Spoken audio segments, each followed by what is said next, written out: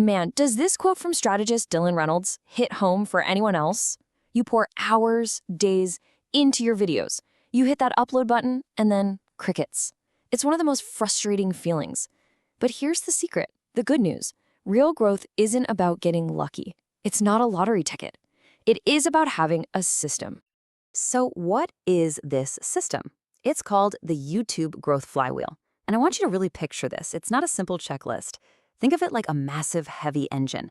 That first push to get it started is always the hardest part. But once it starts spinning, it just builds its own momentum. It becomes this unstoppable force for your channel.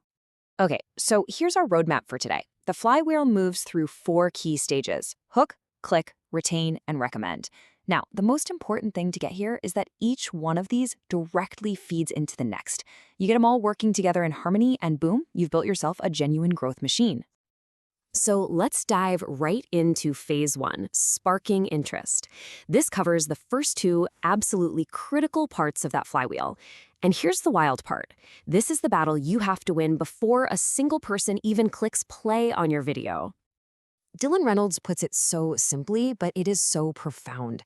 If they don't click, they don't watch. I mean, it sounds obvious, right? But just stop and think about what that really means. It forces a huge mindset shift.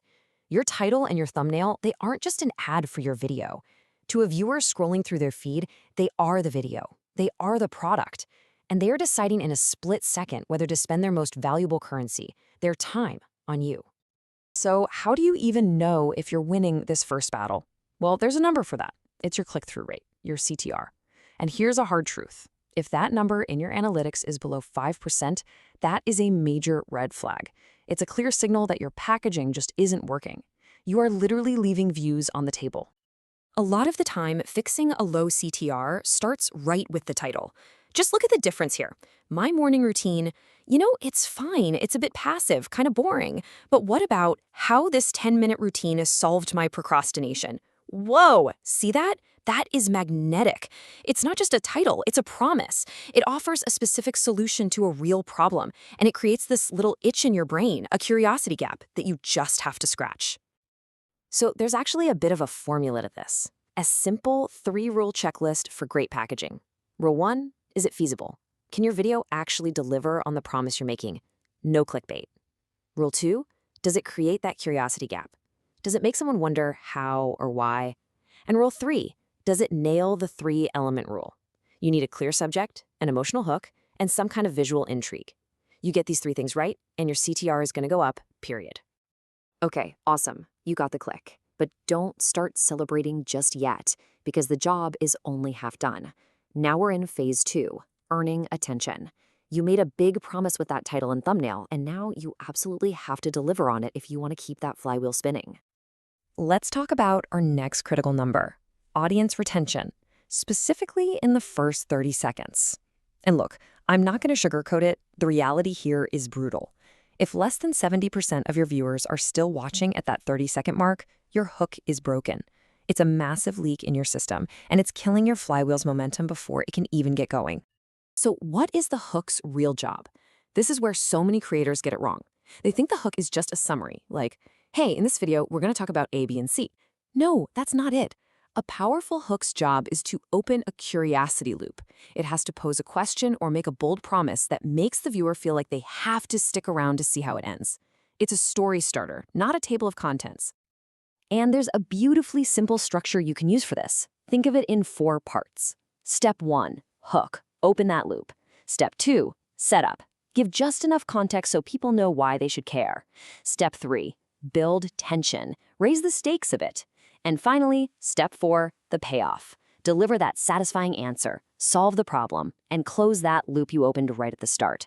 You follow this, you're not just making an informational video, you're telling a compelling story. Okay, let's recap. You've earned the click, you've held their attention with a great hook and story. Now, this is where the magic really starts to happen. This is where the flywheel picks up some serious speed. We're in phase 3, fueling growth.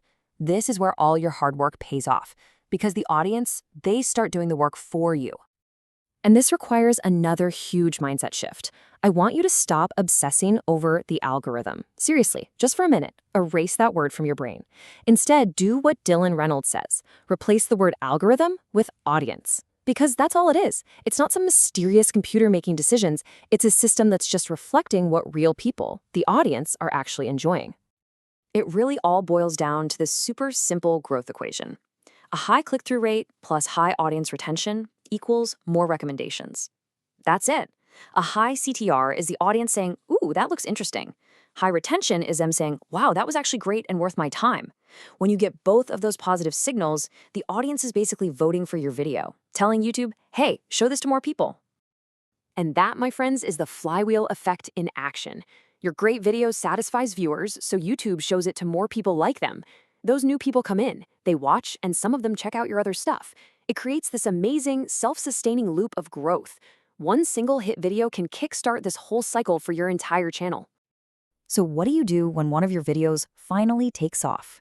Creator Shane Hummus gives this pretty radical advice. Stop everything you are doing. Seriously, whatever you had planned, throw it out the window. Your new job is to analyze exactly why that video worked. Was it the idea, the format, the style? And once you figure it out, you make 30 to 50 more videos on that exact same thing. You become the go-to expert on that one specific thing. That is how you pour gasoline on the fire. So there you have it. That's the entire system. But look, knowing this stuff is one thing. Actually doing it is what matters. Information is totally useless without execution. So let's bring this all home and put together your action plan. How do you put your own flywheel in motion, starting today? Here it is, one last time, the 4 levers you can pull for real growth. Number 1, hook. You have to master your first 7 seconds. Number 2, click. Engineer your packaging. Number 3, retain. Structure your content like a story. And number 4, recommend. When you get a win, double down on it relentlessly. This isn't about luck. It's a system that you can control. Okay, the roadmap is now in your hands. The only question left is, what are you going to do with it? I want you to take a hard, honest look at your own channel. Which part of this flywheel is your weakest link right now? Which part are you going to fix first?